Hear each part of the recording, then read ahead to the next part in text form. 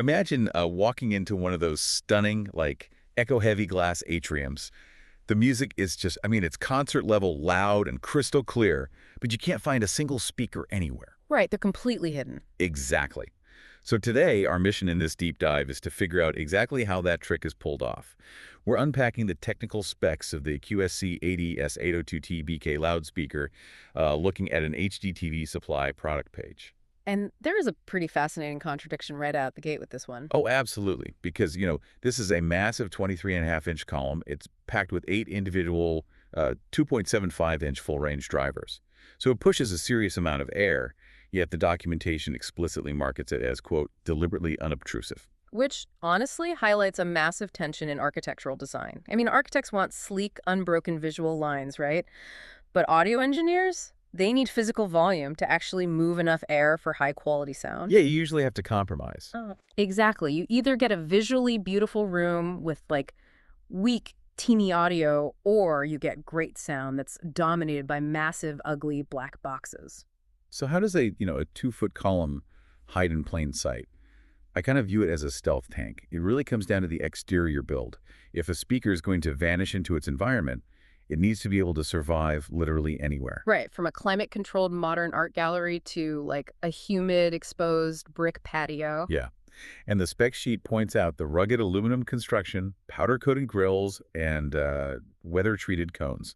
Let's break down why those matter. Well, aluminum is critical here. Unlike cheap plastic, which can warp under temperature shifts and totally degrade the audio resonance, aluminum gives you extreme acoustic rigidity while keeping the unit relatively lightweight. And then you have the weather-treated cones. Right. Traditional speaker cones often use paper composites, which, well, they can basically turn to mush in high humidity. Yeah. So by treating them, the speaker can push sound reliably without absorbing all that ambient moisture. Add in the IP54 rating, which means the internal hardware resists, like dust and water splashes. But the real kicker for the visual side, The paintable enclosure. yes, the entire enclosure and grille are fully paintable. So you literally just paint over the aluminum to match the wall, and the hardware practically disappears. And that solves the visual half of the problem. But the real challenge in those beautiful open spaces you mentioned, like, places with concrete floors or glass walls. They're absolute acoustic nightmares. Oh, totally. Which brings us to the actual performance. The documentation specifically claims this thing is built for acoustically challenged environments. Right, so to understand that, we should probably decode some of the audio jargon for you. The specs say it handles 70-volt, 100-volt, or 8-ohm bypass loads, and it hits a max SPL of 108 decibels. Which is incredibly loud. Yeah. Let's translate that. A maximum sound pressure level of 108 decibels is basically equivalent to a live rock concert or like a running chainsaw. But what is the 70-volt versus 8-ohm business about? That is all about scalability. If you're wiring a home theater, you typically use an 8-ohm setup, right? Right. An amplifier powers a few speakers over short distances. Okay. But if you're outfitting a massive commercial building, say an airport terminal or a sprawling hotel lobby running 8-ohm wiring, would require thick, expensive cables that actually lose power over long distances. Oh, so a 70-volt or a 100-volt system lets you, daisy chain them? Exactly. You daisy chain dozens of speakers together on a single, much thinner wire without dropping volume or power at the very end of the line. Okay, let's unpack the actual sound projection then, because this is where I'm a little tripped up.